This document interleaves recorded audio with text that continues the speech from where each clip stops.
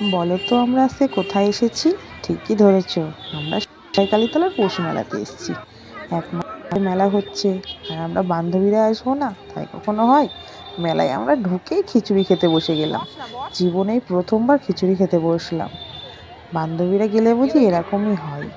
দেখো, প্রথমেই শিখা এন্ট্রি নিয়ে নিয়েছে একদম খাওয়াতে। আবার বলছে আমাকে একটু ভিডিও করে দে।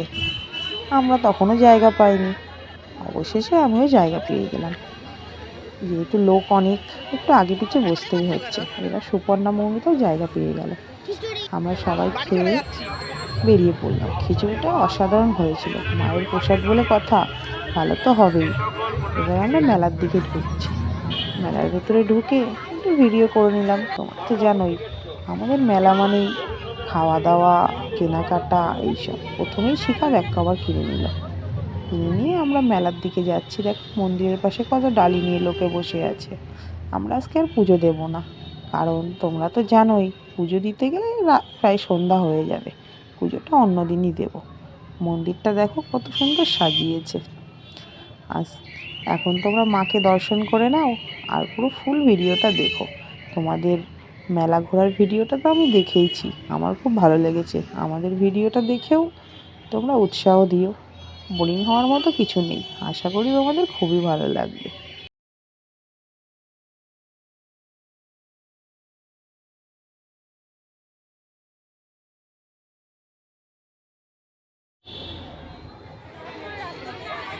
এবার আমরা মেলার দিকে ঢুকে গেলাম। দেখো, বট গাছের বাদিক করে কত লাইন, পুজোর জন্য লাইন দিয়েছে।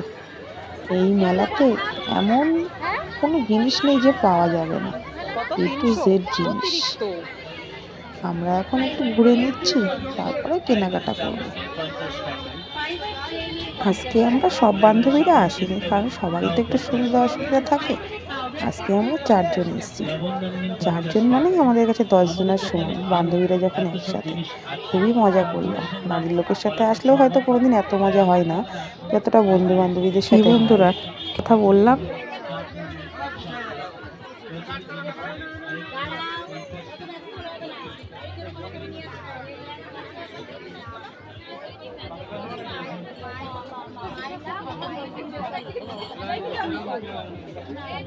কোনটা ছেড়ে কোনটা নিবি?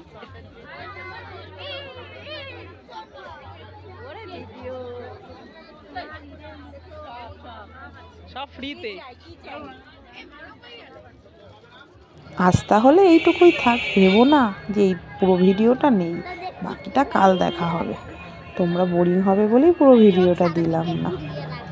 বাকি কালকে আমরা কতটা মজা করেছি, কি খাওয়া দাওয়া করেছি, কোথায় কোথায় আরও গেলাম, পুরো ভিডিওটাতে দেখতে পারবে।